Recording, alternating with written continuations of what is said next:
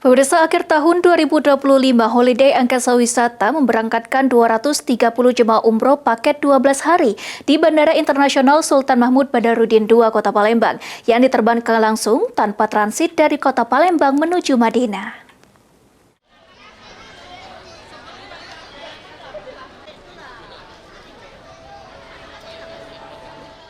Holiday Angkasa Wisata kembali melepas 230 jemaah umroh paket 12 hari di Bandara Internasional Sultan Mahmud Badarudin II, Palembang.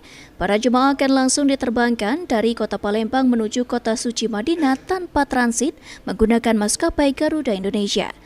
Selanjutnya jemaah akan diinapkan di Kota Suci Madinah selama 4 malam lalu menuju ke Kota Suci Mekah selama 6 malam. Sebelum diterbangkan, pihak Holiday Angkasa Wisata memberikan tata tertib yang harus dilakukan oleh para jemaah saat beribadah di Tanah Suci, agar ibadahnya berjalan lancar dan nyaman. 2026.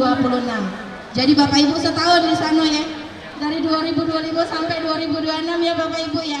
Mengikuti peraturan yang ada, mematuhi tour leader dan mutawifnya, kemudian menjaga kekompakannya, menjaga kesehatannya, serta menjaga kesempurnaan rukun ibadah umrohnya.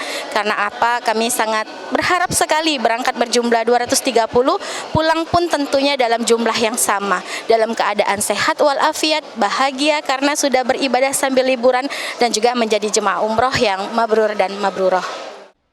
Selama menunaikan ibadah umroh, jemaah diharapkan selalu diberikan kesehatan sehingga bisa mengikuti rangkaian ibadah dan kembali ke Tanah Suci dengan predikat umroh yang mabrur dan mabruroh. Hari ini kami siap mensukseskan keberangkatan pada hari ini bersama tour leader yang lainnya.